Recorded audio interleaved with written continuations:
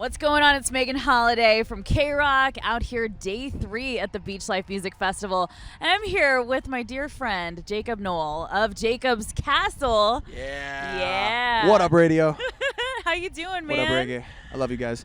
I'm doing so good. It's so good to see my you. God. I get to play music, get to be out here, beach life, get to be talking to my old buddy, Megan Holiday. The vibes are really good. It's a dream come true. It really is. And I'm so excited to see you because really, if you think about it, I've kind of been along this musical journey with you for a while now. You played one of our local shows years ago, and that's where we first met. Yeah, with my old band. That had to be like 5 or 6 years ago now. Yeah, exactly. My old band, Law. And yeah, after that band broke up, I started this new project, Jakob's Castle. About a year and a half ago, and now it's so cool because I feel like I'm finally playing the music that like I can 100% endorse, and that it's 100% me, and that I just love, and it's amazing. It really is. Well, I remember it was about, I don't know, a year and a half ago, and we were driving around, and you were playing me some of your new stuff. And so can you just talk a little bit about how you sort of finally found this voice and this new vibe that you're kind of going into now? Well, it's a crazy story, actually, because the way that the universe works and unfolds in mysterious ways. Yes. I think our album got sent into a friend over at Epitaph, and they came out to a show and listened, and they enjoyed what Law was doing. And he hit me up one day, and it was actually the day after the band had broken up, that band entirely. And our friend at Epitaph was like, well, Jake, we really like a lot about it, but, we'd really be more interested about you in a solo project, but we don't want to pull you away from your band. And I was like, well, funny enough, my band just broke up. So they put me in some writing sessions. They hooked the old duder up with some, some producers and other writers and stuff like that. And I had this concept for a band for the longest time, but over this last, year and a half, I would say, I kind of got to develop what that was. And what I tell people mostly now is that it's a beach meets internet, whatever that means. Beach meets what? Beach meets internet. Oh, I love that. I mean, well, it's very 2023 of you. Yeah, I grew up in a specific culture, without a choice or whatever. If your dad owns a car dealership, you end up working at a car dealership. Mm-hmm. But I never had any sense of self in that or any I love performing, and I love storytelling and hearing the sound of my own voice, I guess. Well, it runs in the family, like you're saying, and for anyone who's watching that doesn't know, your dad is the late Bradley Nowell from Sublime. That's right. Which is, the first CD I ever bought with my own money was the Sublime self-titled album. We were all just singing along to 40 Ounces to Freedom last night. And such a good pick, yeah. Something I want to talk to you about, you were telling me before, is that you actually had an interaction with Gwen. So can you tell us the story about what happened? Yeah, when I was a little kid, I saw Gwen a lot. Her and my dad were good friends. And it was so cool we were trying to plan out me hopping up on stage with her, or maybe her doing something with SWR. It didn't really pan out this year, but I think there's lots of stuff coming up. So at Gwen on Instagram, if you're watching this right now, let's get this feature. Let's get this feature, bro. Totally. We're trying to. And you recently kind of jumped on stage and you did Doing Time with Stick Figure. That's right. We got to go to Coachella, and that was I never even really get like this, but just recently in the last year or so, I've tried to come into my own, and that's why I bring up that era of music in the mid to late 90s and stuff, and even early 2000s. My first album that I bought with my own money was a CD of Demon Days by Gorillaz. Oh, my favorite record, still to this day. And I think so many musicians of that time were fusing together all these different genres and styles, and it was a really big, cool collective thing. You had Warped Tour with all these different styles on it, which Sublime was a part of at a time.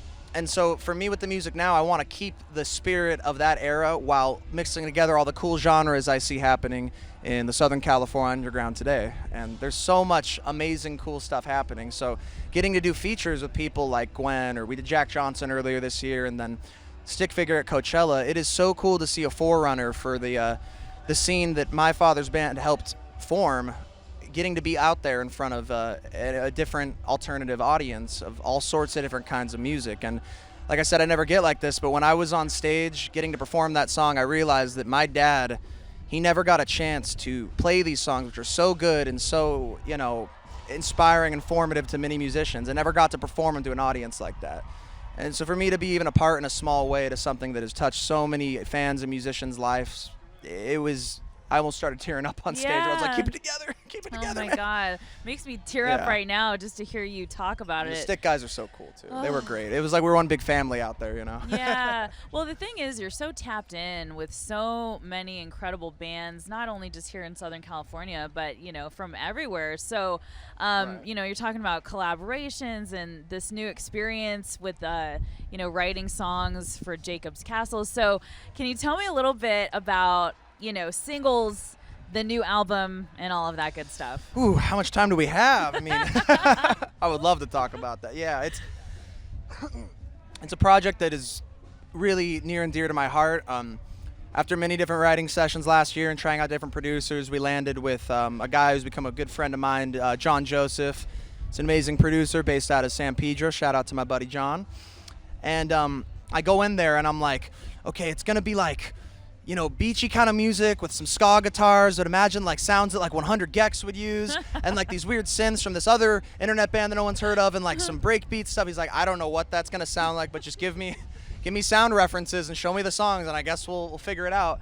And song by song, we were like, okay, we're starting to get what the vibe is. Like, we'll do a little breakdown here that kind of has like some trap influence, or we'll have these synths that are all grindy and low that sounds like this weird hyperpop thing, and like, we started to build what I think is authentically something that is me and myself, which is what any music or musician person tries to do.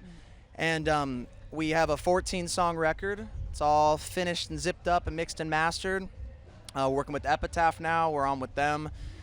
Speaking about all this old school stuff, like the old world meets the new world, like I couldn't ask for a better team of people to be involved with. They've been nothing but the coolest, and they really believe in what we're doing with this project. And so I hope I've created something that, old school enthusiasts can get a kick out of and really enjoy, and then maybe some new school kids can be like, that sounds familiar too. That reminds me of the stuff that I grew up listening to, just being a kid raised by the internet, Yeah. and Adult Swim.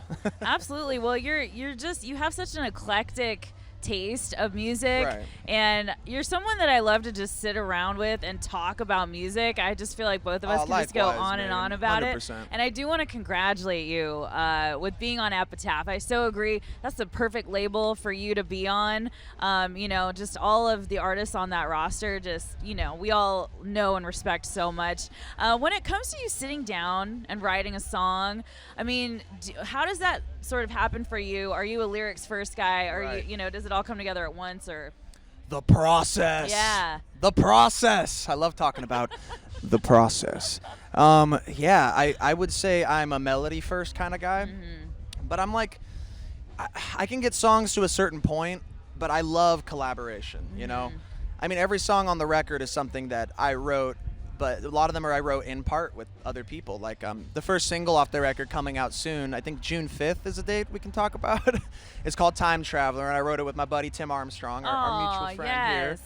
And Tim is just like, he's a genius, Talk about stuff from that old school world. Another band that, like Sublime, merged a lot of genres. And we just created this really cool, awesome rock steady song. He had a hook for it, and I wrote the verses. And then I took it to John Joseph and explained to him the kind of production that I envisioned and the influence that I had, and we put like this hip spin on it, and I'm really excited for people to hear it. Just all together, it's stuff that like really excites me. So I'd say first and foremost, I get like a melody in mind, and then the song structure, and then the song sort of tells me what the lyrics are supposed to be about. Hell yeah. You kind of hear it in there after it sits with you for a couple weeks, but yeah. Well, I could just see how on fire and excited you are right now. Thank you. I can't wait to watch you guys play Jacob's Castle, this whole Castle. And, let's go. You're just embarking on this new chapter, and I'm so excited for you and to see what's going to happen. So Jakob, Nowell, thank you so much. I love you, man. It's always so good to see you. I love all you guys. I love you, Megan. I love you, radio. I love you, reggae. Jacob's Castle, 1,000 years. Most importantly, we love beach life. Southern California music, all spheres and corners of it shall rule and reign for 1,000 years. Let's go to the beach. That's what I'm talking about. All right, we're out.